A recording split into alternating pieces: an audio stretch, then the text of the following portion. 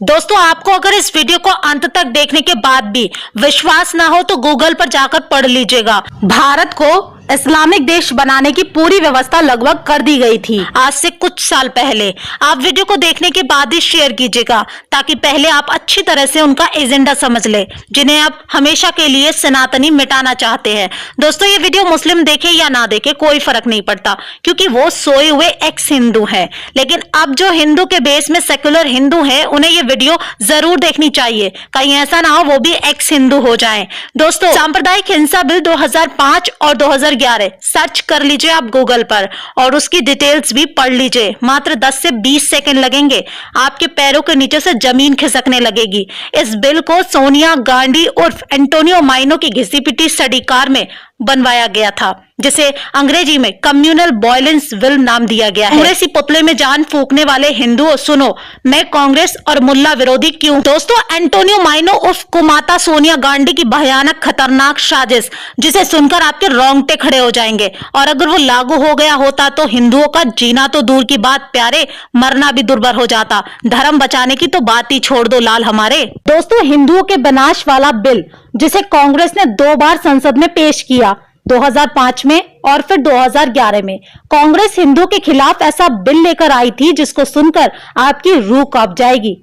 लेकिन भाजपा के उस समय विपक्ष में रहने और भारी विरोध के चलते कांग्रेस उस बिल को पास नहीं कर पाई थी। मुझे पूरा यकीन है कि 95% हिंदुओं को तो अपने खिलाफ आए उस बिल के बारे में कुछ पता भी नहीं होगा, जिसमें शिक्षित हिंदू भी शामिल हैं। उसको इन सब बातों को जानने के लिए ना समय है और ना ही उनके भेजे में अब भेजा बचा है। जबकि मुसलमान, ईसाइयों के अनपढ़ भी इतने जागरूक होते हैं कि पाकिस्तान, बांग्लादेश, अफगानिस्तान में धर्म के आधार पर प्रताड़ित किए गए हिंदुओं और अन्य अल्पसंख्यक समुदाय के लोगों को नागरिकता भारत में देने वाला सीएए कानून के खिलाफ मुसलमान का एक एक बच्चा उठ खड़ा हुआ था।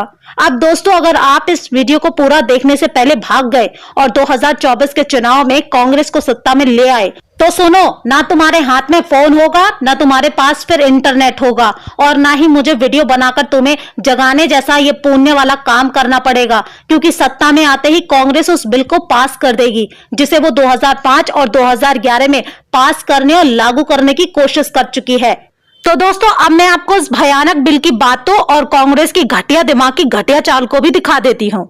आखिर क्या था वो दंगा नियंत्रण कानून? तो दोस्तों, ये हिंदू धर्म मानने वालों के लिए फांसी का फंदा हुआ करता था। कुछ एक लोगों को इस बिल के बारे में अच्छे से पता होगा। साल 2011 में इस बिल की रूपरेखा को सोनिया गांधी की एक विशेष टीम ने बनाया था, जिसे एनएसी भी कहते थे। उस टीम में 12 से भी ज्यादा लोग मौजूद थे, जो उस समय भी वामपंथी, सेकुलर और लिब्रांडो के भेष में थे, जिन्हें आजकल अरवन नक्सली कहा जाता है।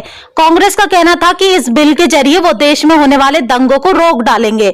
अब उस बिल में दंगे रोकने के क्या प्रावधान थे, वो भी एक नजर देख लीजिए, तो आंखें आपकी पूरी तरह से खुल जाएंगी। इस बिल में पहला प्रावधान था कि दंगों के दौरान दर्ज अल्पसंख्यक से संबंधित कोई भी मामला होगा, उसमें सुनवाई कोई भी हिंदू जज नहीं कर सकता था और ना ही उनके खिलाफ कोई भी हिंदू वकील खड़ा हो सकता था। दूसरा प्रावधान ये किया गया था, अगर कोई अल्पसंख्यक यानी चुसलमान सिर्फ ये आरोप लगा दे कि मुझसे भेदभाव किया गया है, तो पुलिस को अधिकार था कि आपके यानी हिंदू पक्ष को सुने बिना ही आपको जेल में डालने का हक होगा, और इन केसों में जज भी अल्पसंख्यक ही होगा। दोस्तों, इस बिल में प्रावधान किया गया था कि कोई भी हिंदू दंगों के दौरान हिंसा, आगजनी, तोड़फोड़ के लिए अल्पसंख्यक समुदाय के विरुद्ध केस दर्ज नहीं करवा सकता। और चौथा, इस बिल का प्रावधान था कि अगर कोई अल्पसंख्यक समुदाय का व्यक्ति हिंदू पर हिंसा, आगजनी, तोड़फोड़, हत्या का आरोप लगाता है, वो भी झूठा भी, तो कोर्ट में साक्ष्य पेश करने की जिम्मेदारी उसकी नहीं होगी। केवल अल्पसंख्यक व्यक्ति मुकदमा दर्ज करवा देना ही उसका काफी था, बल्कि कोर्ट में निर्दोष साबित होने की जिम्मेदारी उस व्यक्ति की होगी जिस पर आरोप लगाया गया होगा। उसमें पुलिस आरोपी व्यक्ति की कोई भी सहायता भी नहीं करेगी।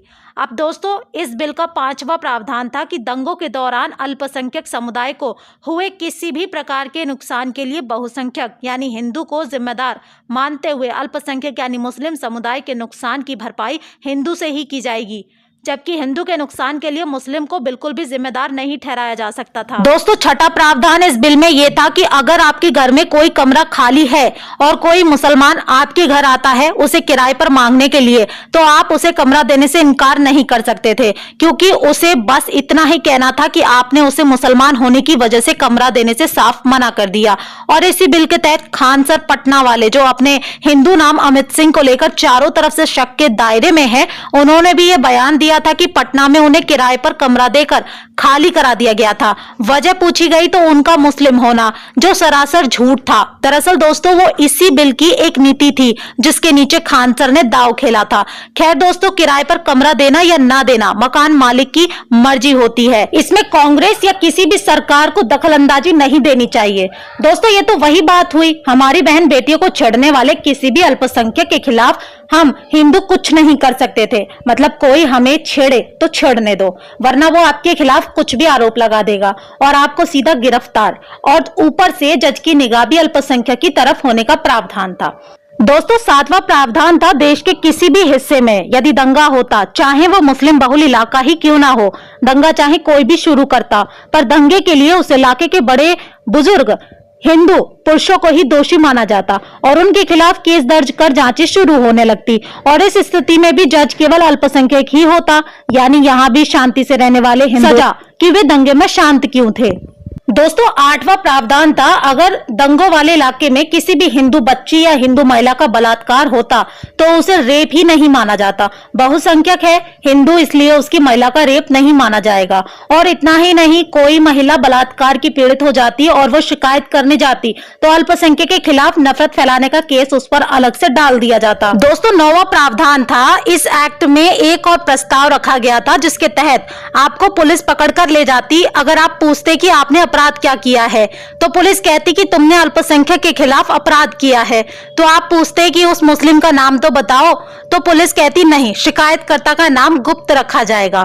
दोस्तों, 10वां प्रावधान यह था कि कोई भी इलाका हो, बहुसंख्यकों को अपने किसी भी धार्मिक कार्यक्रम से पहले वहां के अल्पसंख्यकों का एनओसी लेना जरूरी होता, यानी उन्हें कार्यक्रम से कोई समस्या तो नहीं है। ऐसे हालात में अल्पसंख्यक बैठे बैठे जजिया कर कमाते, क्योंकि आपको कोई भी हिंदू धार्मिक काम से पहले कटुओं से एनओसी लेनी होती और वो अपनी माताओं बहनों का हलाला पैसों में करने वाली कौम आपसे मुंहमांगी रकम वसूलती, और यदि आप शिकायत करते तो उल्टा भेदभाव का केस आपके ऊपर ठुक जाता और जज तो उनका होता ही। और भी अनेकों प्रावधान थे कांग्रेस के इस दंगा नियंत्रण कानून में, जिसे अंग्रेजी में कम्युनल वायलेंस बिल भी कहते हैं। दोस्तों, सुब्रमण्यम स्वामी जी ने इस बिल का सबसे पहले विरोध शुरू किया था और उन्होंने इस बिल के बारे में लोगों को जब बताया था तो 2012 में हिंदू कांप उठे थे। तभी से कांग्रेस के खिलाफ हिंदुओं ने एकजुट होना शुरू कर दिया था। अब दोस्तों, आपको वीडियो में बताई गई कोई भी बात अगर झूठी लगती है तो आप सुब्रमण्यम स्वामी जी का पूरा लेक्चर इस कम्युनल वायलेंस बिल पर आज भी यूट्यूब पर मौजूद है। 45 मिनट से ज्यादा का है, आप चाहें तो सर्च करके अच्छी तरह से सुन सकते हैं। अब इसके बाद भी जो हिंदू गोरों की कांग्रेस को सपोर्ट करते हैं वो जाने अनजाने में ही सही अपने ही लोगों, अपने ही धर्म के खात्मे के लिए कार्य कर रहे हैं। इस वीडियो को ज्यादा से ज्यादा दोस्तों में शेयर करना, इस हिंदू विरोधी और राष्ट्रद्रोही अंग्रेजों की पार्टी कांग्रेस और इसके नापाक इरादों को देश और जनता के सामने खुलेआम प्रकट करने में हमारी मदद करें। आपको इस बिल के बारे में पता था या नहीं, ये बात जरूर कमेंट बॉक्स में बताएं।